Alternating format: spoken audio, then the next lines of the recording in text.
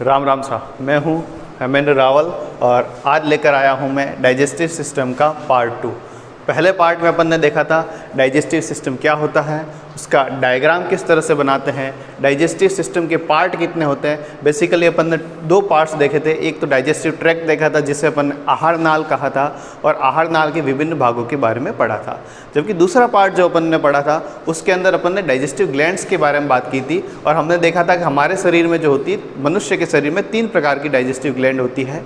एक होती है लार ग्रंथियाँ, दूसरी होती है अग्न्याशय और तीसरी होती है यकृत। आज हम उससे आगे बढ़ते हैं कि और उसमें क्या होता है। मैं पहला बिंदु जो ले रहा हूँ वो है डाइजेस्टिव ट्रैक्ट। इसी को अपन हिंदी में आहार नाल के नाम से जानते हैं। अब ये आहार नाल के कौन कौन से भाग होते हैं, मैंने बताया था कि आहार नाल जो होती है वो माउथ से स्टार्ट होती है, वो एनस तक जाती है। पहला इसका पार्ट अपन शुरू कर रहे हैं वो है माउथ। माउथ यानी कि मुख से शुरू करते हैं। आहार नाल जो होती है, आहार नाल के जो भाग होते हैं, मुख होती है, बकल केविटी होती है, फेरिंग्स होता है, इसोफेगस होता है, स्टमक होता है, इंटेस्टाइन होती है। तो आहार नाल का जो भाग, एक विशेष चीज़ ध्यान रखना, आहार नाल में माउथ और बकल केविटी, रेक्टम और एनस, ये 4 चीज़ें जो होती है वो एक्टोडर्म से बनती है। बाकी पूरी आहार नाल जो है वो मेसोडर्म से बनी हुई होती है। तो मुख जो होता है, मुख के अंदर क्या होता है, तो मुख का जो प्रारंभ होता है वो ओष्ठ से होता है, जिन्हें अपन होंठ, लिप आदि नामों से जानते हैं। होंठ, अगर स्तनधारियों की बात करें तो स्तनधारी जो होते हैं उनके अंदर मांसल गतिशील ओष्ठ पाए जाते हैं। ये सबसे महत्वपूर्ण बात है कि मांसल और गतिशील ओष्ठ जो होते हैं वो सभी मैमल्स में पाए जाते हैं, लेकिन एक स्तनधारी जीव ऐसा है जिसके अंदर अगतिशील ओष्ठ पाए जाते हैं। वो कौन सा है आप कमेंट बॉक्स में नीचे लिखिए और हम देखते हैं कि कौन सा ऐसा स्तनधारी है जिसमें गतिशील होंठ नहीं होते हैं। बाकी सभी स्तनधारियों में मांसल तथा गतिशील ओष्ठ पाए जाते हैं। दूसरी खास विशेषता इस ओष्ठ के बारे में बताओ, वो ये है इसमें एक विशेष प्रकार की पेशियाँ पाई जाती हैं। ओष्ठ की जो पेशियाँ होती है उसको कहते हैं ऑर्बिक्युलरिस ओरिस। ऑर्बिक्युलरिस ओरिस, इसके बारे में कई परीक्षाओं में, कई कंपटीशन एग्जाम के अंदर भी क्वेश्चन पूछा जाता है। तो विशेष तौर पर ध्यान रहे, ओष्ठ जो होते हैं मांसल होते हैं, गतिशील होते हैं। ये मतलब ये बकल केविटी में जाने से पहले एक ढक्कन की तरह कार्य करते हैं। इसके अंदर ऑर्बिक्युलरिस ओरिस नाम की पेशियाँ पाई जाती है। मुख के बाद अपन जा रहे हैं मुख गुहा के अंदर, बकल केविटी के अंदर। मुख गुहा के अंदर क्या क्या पाया जाता है, तो मुख गुहा के अंदर दांत होते हैं, मुख गुहा के अंदर जीभ होती है, मुख गुहा के अंदर तालू होता है। ठीक है, इन सब के बारे में अपन देखते हैं। सबसे पहले देखते हैं दांत के बारे में। दांत, मुख गुहा के अंदर सबसे पहले अपन देख रहे हैं दांत कितने होते हैं। एक वयस्क मनुष्य में 32 दांत होते हैं। एक वयस्क मनुष्य में कितने होते हैं, 32 दांत। ये जो 32 दांत हैं वयस्क मनुष्य में, और वयस्क मनुष्य के दांत, हमारे जो स्तनधारी है जो मनुष्य हैं उसमें किस प्रकार के दांत पाए जाते हैं, तो इसमें पाए जाते हैं द्विबारदंती। द्विबारदंती का क्या मतलब हुआ, द्विबारदंती का मतलब हुआ कि जीवन काल में 2 बार दांत आते हैं। हमारे 32 है, इसमें से 20 दांत जो होते हैं वो द्विबारदंती होते हैं। तो द्विबारदंती का अर्थ हुआ कि हमारे जो दांत हैं जीवन काल में 2 बार आते हैं। पहले जो बचपन में आते हैं जिसे दूध के दांत कहा जाता है, और वो टूट जाते हैं, तो दूसरी बार एक बार फिर भगवान हमको दे देते हैं और वो भी टूट गए। इसके बाद अपना खुद देखें। द्विबारदंती, द्विबारदंती के बाद हमारे जो दांत होते हैं वो विषमदंती होते हैं। विषमदंती का क्या अभिप्राय है, विषमदंती से मतलब है सभी दांत जो होते हैं वो अलग अलग प्रकार के होते हैं, एक जैसे दांत नहीं होते। जैसे कि अगर आप मछलियों की बात करोगे तो उनके दांत जो होते हैं समदंती होते हैं, एक समान होते हैं, जबकि हमारे दांत क्या होते हैं। तो सबसे पहले मनुष्य के दांतों के बारे में, वयस्क मनुष्य में 32 दांत होते हैं, दांत द्विबारदंती होते हैं, विषमदंती होते हैं। दांत जो होते हैं वो 3 भागों से मिलकर बने हुए होते हैं। अगर दांत की संरचना हम देखें तो कुछ इस प्रकार की दांत की जो हमारी संरचना होती है। जो भाग बाहर निकला हुआ है उसको हेड के नाम से जाना जाता है। जो भाग, ये मसूड़े हैं हमारे, और मसूड़ों के अंदर जो भाग बंद रहता है उसको अपन नेक कहते हैं। और जो हड्डी के अंदर धंसा हुआ होता है, गर्त के अंदर धंसा होता है, उसको टेल कहते हैं। तो दांत जो होते हैं वो 3 भाग में बटे होते हैं, हेड, नेक और दांत किससे बने होते हैं? तो डेंटाइन से बने हुए होते हैं। दांतों के ऊपर एक सफ़ेद परत पाई जाती है, उस सफ़ेद परत को क्या कहते हैं? उसको कहा जाता है इनेमल। और ध्यान रखना, हमारे शरीर का सबसे कठोर पदार्थ क्या है? इनेमल। ये भी परीक्षाओं में प्रश्न पूछा जाता है, हमारे शरीर का सबसे कठोर भाग या कठोर अंग कौन सा है? तो अस्थियाँ। लेकिन जब पूछा जाए हमारे शरीर का सबसे कठोर पदार्थ कौन सा है, तो पदार्थ के बारे में शब्द आता है इनेमल। और इनेमल की वजह से ही हमारे दांत जो होते हैं वो सफ़ेद रंग के होते हैं और इतने ज़्यादा मजबूत होते हैं। और हमारे शरीर में कैल्शियम व फास्फोरस की मात्रा अगर अच्छी है तो हमारे दांत जो होते हैं वो मजबूत होते हैं। अब दांत कितने प्रकार के होते हैं? तो प्रकार देखें, मनुष्य में 4 प्रकार के दांत पाए जाते हैं, जिन्हें कहते हैं कृंतक। दूसरे प्रकार के दांत होते हैं रदनक। तीसरे प्रकार के दांत होते हैं अग्रचवर्णक। और चौथा प्रकार जो दांतों का होता है, जिन्हें मोलर्स या फिर चवर्णक के नाम से जाना जाता है। अंग्रेजी में बात करूं, इन्हें इंसाइजर कहते हैं, इन्हें कैनाइंस कहते हैं, इन्हें प्रीमोलर कहते हैं और ये मोलर होते हैं। इंसाइजर जो है, जो कि कुतरने वाले जीव होते हैं, जो लोगोमर का वर्ग के होते हैं, जैसे कि चूहा है, खरगोश है, उनमें बड़े ज़्यादा विकसित होते हैं। कैनाइन जो है वो कैनाइन एनिमल, जैसे टाइगर, कुत्ता, बिल्ली, ये जो परिवार है कैनाइंस का जो परिवार है, उसमें ये ज़्यादा विकसित होते हैं। और अग्र चवर्णक जो होते हैं वो चबाने, तो ये काटने या कुतरने के काम आते हैं, ये चीरने फाड़ने के काम आते हैं और ये चबाने के काम आते हैं। चीरने फाड़ने की आवश्यकता किसको पड़ती है? जो मांस खाते हैं। मांसाहारी जीव कौन से? जैसे कुत्ता, बिल्ली, शेर, बाघ, पैंथर, तो उनमें ये रदनक दांत जो होते हैं वो ज़्यादा विकसित होते हैं। तो दांत कितने प्रकार के हो गए? 4 प्रकार के हो गए, कृंतक, रदनक, अग्रचवर्णक और चवर्णक। अब बात करते हैं दंत सूत्र की, डेंटल फार्मूला की, कि मनुष्य का डेंटल फार्मूला क्या होता है। तो दंत सूत्र की मैं बात करूं तो हमारा जो दंत सूत्र होता है वो होता है 21-23 बटा 21-23 इंटू 2 बराबर 32। अब ये कहाँ से आया, कैसे आया, देख लो। इसको रट के रखना, ये अक्सर परीक्षाओं में पूछा जाता है। मनुष्य का डेंटल फार्मूला क्या होता है? 2123। इसको 21-23 तो याद करने के हिसाब से बोलते हैं, वास्तव में ये है 2123 upon 2123 into 2 is equal to 32। कैसे आया देखो, ये हमारा ऊपर का जबड़ा है, ये हमारा नीचे का जबड़ा है, ठीक है। अब ऊपर के जबड़े में, ये आधे जबड़े की मैं बात कर रहा हूँ, ऊपर के आधे जबड़े की बात कर रहा हूँ। आधे जबड़े में होते हैं 2 इंसाइजर दांत, कितने? 2। फिर हैं एक कैनाइन दांत, इस तरह से तीखा होता है, राक्षसों में देखा होगा आपने। कैनाइन कितना हुआ? 1। इसके बाद में क्या है? 2। यानी यहाँ पे प्रीमोलर दांत कितने होते हैं? 2। तो प्रीमोलर दांत कितने हो गए? 2। इसके बाद 3 का मतलब क्या है? 3 का मतलब है ये मोलर दांत है, जिसको अक्कल दाढ़ कहते हैं। 18 साल की उम्र के बाद आती है, इसको कहते हैं अक्कल दाढ़। तो ये तीनों क्या हो गए? मोलर। ये कितने हैं? 3। तो 2 1 2 3 कहाँ से आया ये? 2 1 2 3, 2 इंसाइजर, 1 कैनाइन, 2 प्रीमोलर, 3 मोलर। तो ये 2 क्या है? तो 2 इंसाइजर है, 1 क्या है? कैनाइन है, 2 क्या है? प्रीमोलर है और 3 क्या है? मोलर है। ये आधा जो जबड़ा है ऊपर वाला, इसका तो ऐसे कैसे दांत? नीचे वाले जबड़े तो ऐसे कैसे? नीचे वाले जबड़े तो ऐसे कैसे? नीचे वाले जबड़े। 2 इंसाइजर, 1 कैनाइन, 2 प्रीमोलर और 3 मोलर। ये आधा जबड़ा हो गया। आधे जबड़े में कितने हो गए? 3 और 3 6 हो गए, 4 ये हो गए, 10 हो गए, 2 12 हो गए और 4 16 हो गए। अब आधे जबड़े में यहाँ पे भी हो गया 2 1 2 3, तो 8 यहाँ दांत हो गए, तो 8 यहाँ हो गए। टोटल ये कितने हो गए? टोटल ये हो गए 16 इंटू 2। जैसे इधर इतने हैं, इतने कितने इधर होंगे, इंटू 2 कर दिया, तो टोटल दांत कितने हो गए? 32 हो गए। ये हमारा होता है दंत सूत्र, जिसको विशेष रूप से परीक्षाओं में अक्सर पूछा जाता है।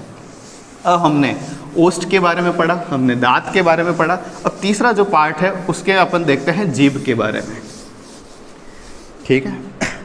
टंग, जीभ जो होती है उसके बारे में। जीभ कार्य क्या क्या करती है? जीभ बोलने में सहायक होती है। तो जीभ क्या होती है? जीभ एक मांसल अंग है, ठीक है। इसका अग्र सिरा स्वतंत्र होता है,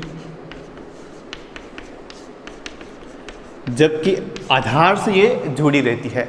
आधार में ये कहाँ से जुड़ी रहती है, ये प्रश्न अक्सर पूछा जाता है। तो आधार में ये जुड़ी रहती है फ्रेनुलम लिंगुम। फ्रेनुलम लिंगुम नामक रचना, इसका नाम विशेष रूप से ध्यान रहे। फ्रेनुलम लिंगुम वो रचना है जहाँ से जीभ का आंतरिक सिरा जो है वो अपने गले के अंदर से जुड़ा हुआ है।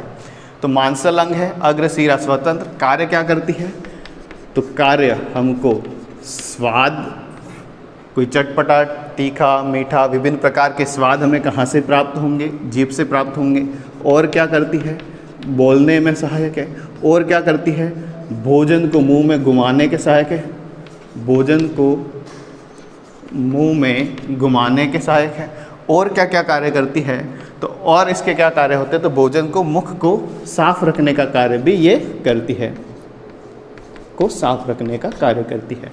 तो ये हो गई जीभ, जो कि दूसरा सबसे महत्वपूर्ण अंग है। अब इस जीभ से आगे बढ़ते हैं। तीसरी जो संरचना आती है वो आती है तालु। तालु क्या है, तो इसको प्लेट कहते हैं। ये मुख की जो है वो ऊपरी छत है। और मुख की छत जो होती है वो दो प्रकार की होती है, एक कठोर तालु होता है, एक मृदु तालु होता है। जो आगे जैसे दांत के जस्ट पीछे की तरफ देखोगे वो है कठोर तालु, और इसके पीछे वाला जो भाग है जिसको मृदु तालु कहते हैं, इसका एक भाग पीछे की तरफ निकला हुआ रहता है, जिसको कौवा, काग या विज्ञान की भाषा में उलुवा जो है उसे कहा जाता है।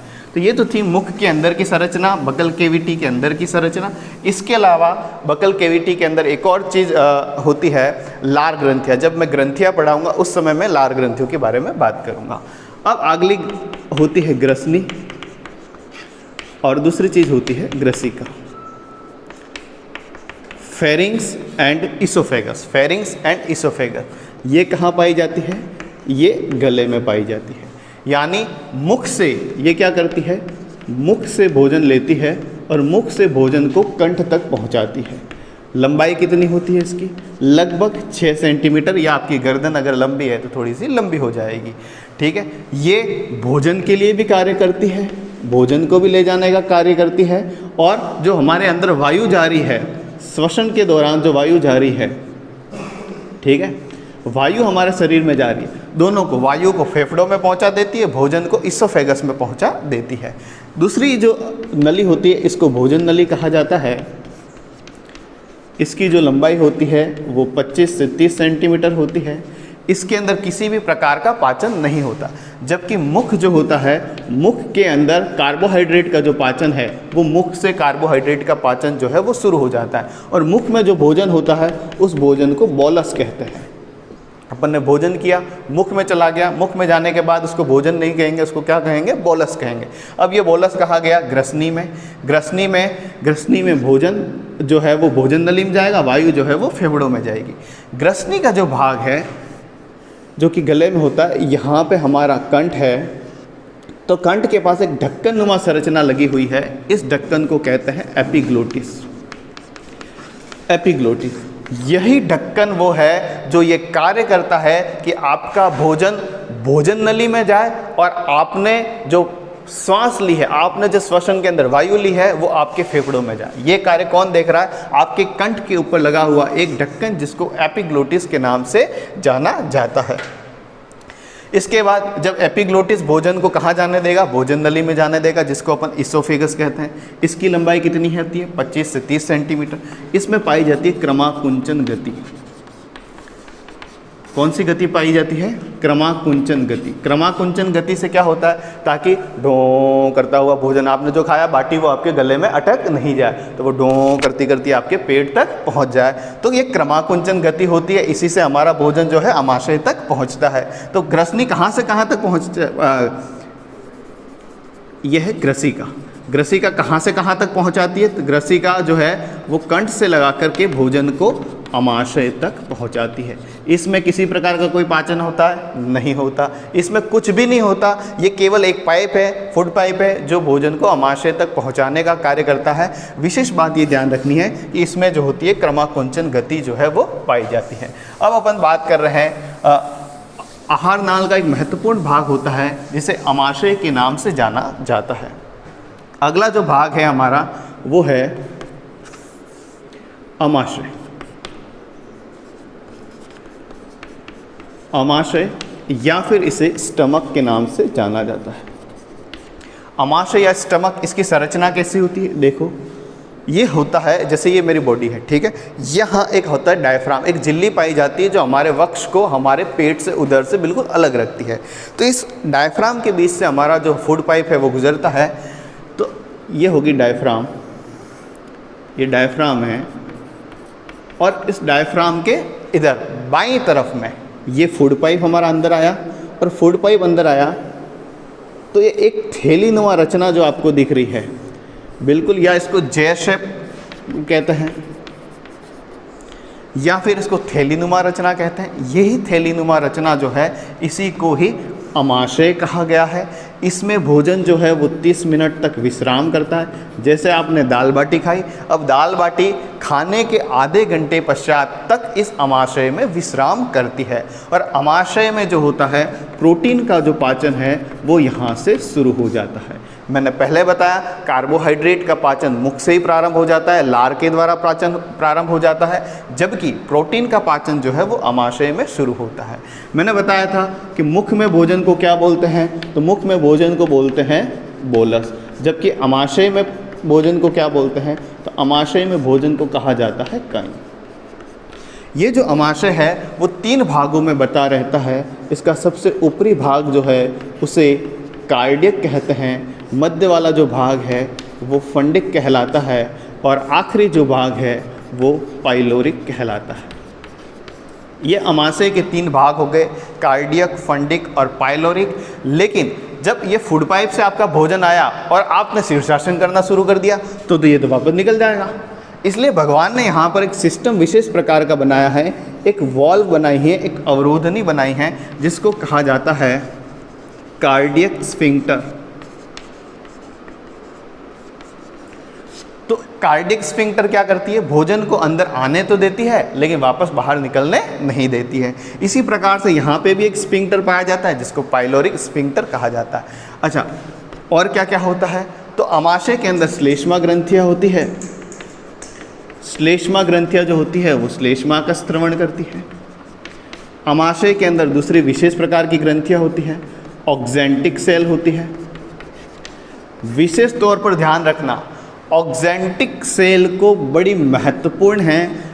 अमाशय की ऑक्जेंटिक कोशिकाएं जो होती हैं वो HCl हाइड्रोक्लोरिक अम्ल का स्त्रवण करती है, और यही वो अम्ल है जो भोजन को अम्लीय माध्यम प्रदान करता है, प्रोटीन का पाचन प्रारंभ करता है। तो हमारे अमाशय में कभी कभी पेट में दुखता है, खट्टी खट्टी जो डकारें आती है वही इस HCl की वजह से आती है। जब बाटी 2 की जगह 4 हो जाती है तो इसकी मात्रा बढ़ जाती है पेट में, और इसकी जब मात्रा बढ़ जाती है तो खट्टी खट्टी जो डकारें आती है, फिर इनो 6 सेकेंड आप जानते हैं। ऑक्जेंटिक सेल HCl का स्त्रवण करती है। इसके अलावा होती है चीफ सेल। चीफ सेल जो होती है, या इसको जाइमोजन भी कहते हैं, जाइमोजन जो होती है वो पेप्सिनोजन का स्त्रवण करती है। पेप्सिनोजन प्रोटीन के पाचन में बड़ा महत्वपूर्ण रोल अदा करता है। तो ये कुछ महत्वपूर्ण कोशिका होती है, और ख़ास बात ये ध्यान रखनी है कि अमाशय में भोजन को अम्लीय माध्यम मिलता है। अमाशय में भोजन क्या कहलाता है, काइम कहलाता है। आकार कैसा होता है, जे शेप। कहाँ होता है, बाईं तरफ। कितने भाग, कार्डियक, फंडिक और पाइलोरिक। वापस भोजन को बाहर आने से कौन रोकता है, कार्डियक स्फिंक्टर। अब बात करते हैं हम आंत्र की। अब जब भोजन आंत्र में पहुंच गया, मुख में था तो उसे बोलस कहा था, अमाशय में था तो उसे काइम कहा था, और जब भोजन आंत्र में पहुंच गया इसे काइल कहा जाता है। तीनों शब्दों में फेर समझना, बोलस मुख में भोजन, अमाशय काइम, आंत्र में काइल। तो अब बात करते हैं आंत्र की। आंत्र क्या है, आंत्र होती है इंटेस्टाइन। क्या होती है, इंटेस्टाइन। इंटेस्टाइन कितने प्रकार की होती है, इंटेस्टाइन 2 प्रकार की होती है। एक तो होती है छोटी आंत, स्मॉल इंटेस्टाइन, और दूसरी होती है बड़ी आंत। अब इसको छोटी क्यों कहते हैं, इसको बड़ी क्यों कहते हैं, क्योंकि इसकी जो लंबाई है, इसकी जो लंबाई है वो तो है 6 से 7 मीटर। इसकी लंबाई जो है वो है 2 से 3 मीटर। अब आप तो कहोगे लंबी ये ज़्यादा है, तो इसका नाम छोटी क्यों है, ये बड़ी क्यों है जबकि ये तो छोटी है। तो व्यास जो है, इसका व्यास जो है वो कम होता है, इसका जो व्यास है वो अधिक होता है। व्यास अधिक का मतलब क्या हुआ, ये मोटी होती है, जैसे बड़ी आंत जो है वो इतनी मोटी है और छोटी आंत जो है इस तरह से बिल्कुल पतली सी नली होती है। तो छोटी आंत व्यास कम होता है इसलिए इसको छोटी स्मॉल इंटेस्टाइन कहा जाता है, इसका व्यास बड़ा होता है इसलिए इसको बड़ी आंत के रूप में जाना जाता है। इसकी लंबाई 2 से 3 मीटर, इसकी लंबाई जो होती है 6 से 7 मीटर तक होती है। अब इसके फिर से 3 भाग होते हैं। 3 भाग कौन से होते हैं, ड्यूडेनम, जेजुनम और तीसरा जो भाग होता है वो होता है इलियम। तो ड्यूडेनम, जेजुनम और इलियम ये 3 छोटी आंत के भाग हैं, जबकि बड़ी आंत के भी 3 भाग होते हैं, सीकम, कोलन और आखिरी जो भाग होता है वो रेक्टम होता है। ये 6 भागों के नाम हमको क्रम से ध्यान होने चाहिए, duodenum, jejunum, ileum, caecum, colon तथा रेक्टम। ये 3 भाग छोटी आंत के, 3 भाग बड़ी आंत के। अच्छा, हमारे शरीर में इलियम नाम की एक अस्थि भी पाई जाती है। वो कौन सी अस्थि है, कहाँ पर पाई जाती है, कमेंट बॉक्स में लिखिए। अब हम बात कर रहे हैं ड्यूडेनम की। ड्यूडेनम क्या होती है, तो जब हम अमाशय पढ़ते हैं, ठीक है, तो अमाशय के पास एक गोल यू आकार की जो नली होती है उसी को ड्यूडेनम कहा जाता है। यहाँ पे अग्न्याशयी वाहिनी तथा पित्त वाहिनी जो होती है वो यहीं खुलती है, पित्त वाहिनी प्लस अग्न्याशयी वाहिनी, दोनों वाहिनियाँ खुलेगी तो अग्न्याशयी वाहिनी पैनक्रियाटिक जूस, ये जो होती है बाइल जूस का स्त्रवण करती है। तो जैसे ही ड्यूडेनम में भोजन जाएगा, इन दोनों के कारण भोजन का जो माध्यम है वो क्षारीय हो जाएगा। जेजुनम में यानी पाचन सबसे ज़्यादा कहाँ होता है, तो पाचन लगभग 90% जो पाचन है वो इस छोटी आंत में संपन्न हो जाता है। कार्बोहाइड्रेट, प्रोटीन, वसा सभी का जो पाचन है वो यहाँ पर पूर्ण हो जाता है। यहाँ पाचन नहीं होता है, केवल जल का अवशोषण होता है तथा रेक्टम में किसी तरह का अवशोषण या पाचन कोई क्रिया नहीं होती है। जेजुनम जो होती है वो इसकी सबसे लंबी रचना होती है। इलियम जो होता है इसका आखिरी भाग होता है। इलियम से सीकम जुड़ा हुआ रहता है। सीकम पे एक विशेष बात ध्यान रखनी है, सीकम में एक खास रचना जुड़ी हुई होती है जिसको कहा जाता है अपेंडिक्स। इसको कहा जाता है वर्मी फॉर्म अपेंडिक्स। ये सभी शाकाहारी जीव में पाई जाती है, क्योंकि जब वो पेड़ पौधों के पत्ते वगैरह, घास वगैरह खाते हैं तो उसमें जो सेल्यूलोज होता है उसके पाचन में ये महत्वपूर्ण रोल निभाती है। लेकिन मनुष्य जो कि हमने घास फूस खाना छोड़ दिया है तो हमारे में सेल्यूलोज पाचन की आवश्यकता नहीं होती है। ऐसे में ये हमारा कार्य का नहीं है, इसलिए इसको हमारे अवशेषी अंग के रूप में जाना जाता है। अवशेषी अंग यानी वो अंग जो हमारे पूर्वजों में तो एक्टिव थे लेकिन हमारे अंदर वो एक्टिव नहीं है, रेसिडुअल बॉडी के नाम से इसको जाना जाता है। कभी किसी में इसकी लंबाई बढ़ जाती है तो अपेंडिक्स का ऑपरेशन वगैरह किया जाता है। अपेंडिक्स कहाँ जुड़ी हुई होती है, सीकम। तो सबसे लंबा भाग कौन सा होता है, तो सबसे लंबा भाग बड़ी आंत का कौन सा होता है, कोलन होता है। और आखिरी भाग जहाँ पर अपचित भोजन भरा हुआ रहता है वो कौन सा होता है, रेक्टम। और रेक्टम फिर आगे जाकर कहाँ खुलती है, रेक्टम आगे जाकर जो खुलती है वो एनस में जाकर आगे जाकर खुलती है। तो ये 6 भाग हो गए। अच्छा, आमाशय में क्या होता है, तो एक तो पाचन की क्रिया पूर्ण हो जाती है, साथ में क्या हो जाता है, अवशोषण। मैंने जब पाचन की क्रिया बताई थी उस समय ही मैंने अवशोषण बताया था। पाचन में भोजन क्या हो जाएगा, विसरणशील। विसरणशील भोजन होते ही भोजन का क्या हो जाएगा, अवशोषण हो जाएगा। और अवशोषण के द्वारा ये क्या हो जाए, आहार नाल से बाहर आती है, रक्त के द्वारा विभिन्न कोशिकाओं तक जाएगी और श्वसन की क्रिया के द्वारा हमको जो है वो ऊर्जा की प्राप्ति होती है। तो ये तो थी छोटी आंत और बड़ी आंत की संरचना। एक विशेष बात मैं बता दूं, ये जो आंत होती है अंदर से इस प्रकार से होती है। अगर और ज़्यादा इसको देखोगे जूम करके तो अंदर से इस प्रकार की होती है। यहाँ पे एक विशेष प्रकार की संरचना पाई जाती है जिसको विली एंड माइक्रोविली ये कहा जाता है। ये जो इस प्रकार की पेयर पेचेस जैसी संरचना है, इससे क्या होगा, इससे आहार नाल के आंतरिक सतह जो है वो बढ़ जाती है और सतह का क्षेत्रफल जितना अधिक होगा, अवशोषण। तो ये इस तरह की रचना क्यों है, अवशोषण बढ़ाने के लिए, क्योंकि ये सतह का क्षेत्रफल बता देगा और जितना अधिक सतह का क्षेत्रफल होगा उतना ही अधिक अवशोषण होगा। तो हमारे अब एक चीज़ ध्यान रखना, कार्बोहाइड्रेट, प्रोटीन और वसा, इन तीनों का तो जो पाचन है वो यहाँ पर हो जाता, लेकिन विटामिन और खनिज लवणों का पाचन नहीं होता, उसके पाचन की आवश्यकता भी नहीं होती है। क्यों नहीं होती? क्योंकि वो सरल रूप में, जो सरल रूप में उसको पाचन करने की ज़रूरत ही नहीं पड़ती है। तो duodenum, jejunum, ileum, caecum, colon तथा रेक्टम, ये होगी छोटी आंत, बड़ी आंत। अब जल्दी से हम छोटा सा एक भाग और देख लेते हैं इसका, जो कि आहार नाल का दूसरा भाग था, जिसको अपन ने कहा था कि ये डाइजेस्टिव ग्लैंड है। कौन कौन सी ग्लैंड है जिसको डाइजेस्टिव ग्लैंड के नाम से जाना जाता है? तो 3 प्रकार की जो ग्लैंड है उसको डाइजेस्टिव ग्लैंड के नाम से जाना जाता है। दूसरा हम देख रहे हैं डाइजेस्टिव सिस्टम का दूसरा जो पार्ट है वो है डाइजेस्टिव ग्लैंड्स। डाइजेस्टिव ग्लैंड्स कौन कौन सी है? हमारे बॉडी में 3 ग्लैंड होती है।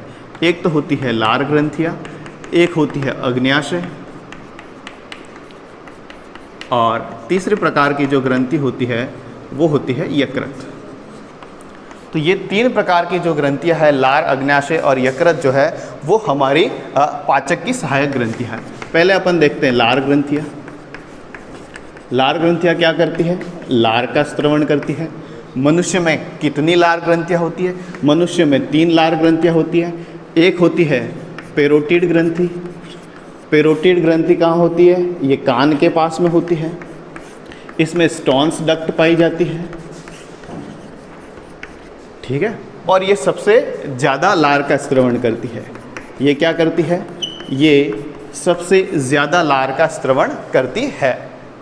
दूसरी जो ग्रंथि होती है वो होती है सबमैंडिबुलर। सबमैंडिबुलर जो ग्रंथि है वो होती है 2 जबड़ों के मिलने वाले स्थान पर। तीसरी जो ग्रंथि होती है लार ग्रंथि, वो होती है अधोजिह्वा ग्रंथि। अधोजिह्वा ग्रंथि कहाँ होती है?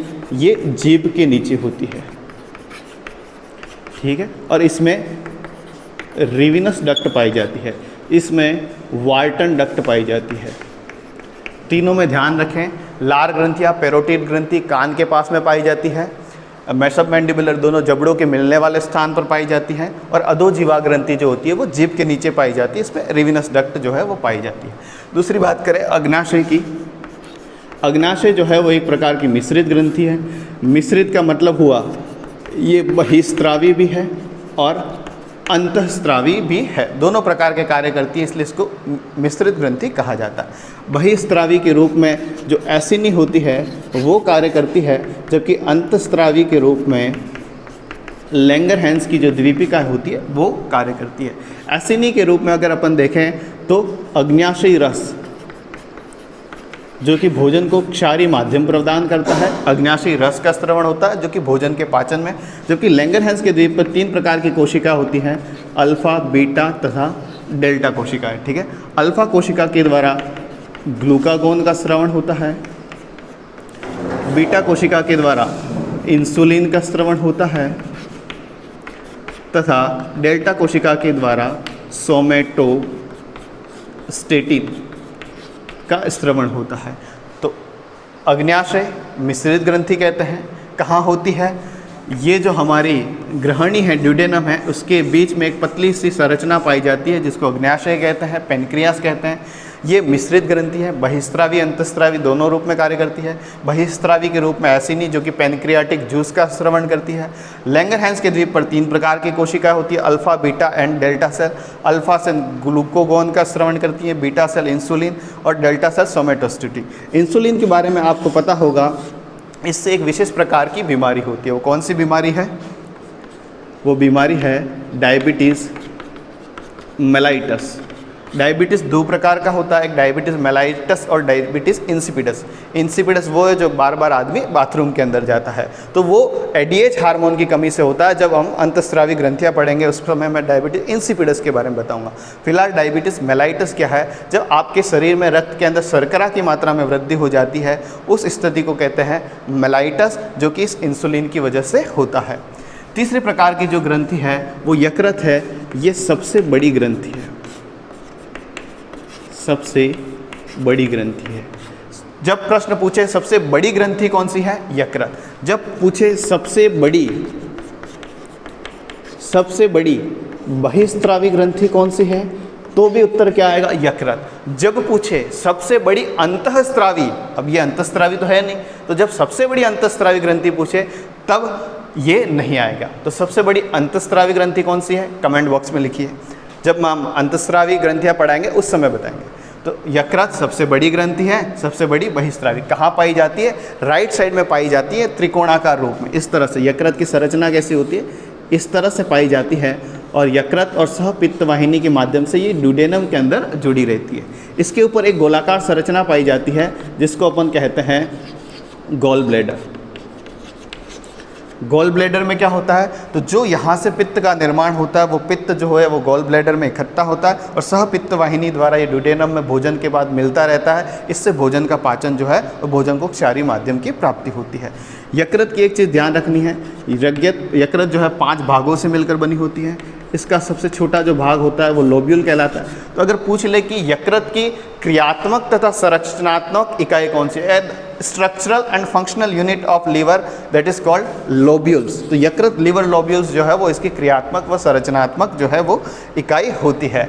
ठीक है, तो ये हमने पढ़ा डाइजेस्टिव सिस्टम के बारे में। पहले पार्ट में हमने इसका इंट्रोडक्शन पढ़ा था, जबकि दूसरे पार्ट में मैंने इसका डिस्क्रिप्शन बताया है। ठीक है, वीडियो बहुत लंबा हो चुका है इसलिए मैं यही समाप्त कर रहा हूँ। जो क्वेश्चन मैंने पूछे हैं वो कमेंट बॉक्स में लिखिए। आपका बहुत बहुत धन्यवाद, आभार, शुक्रिया।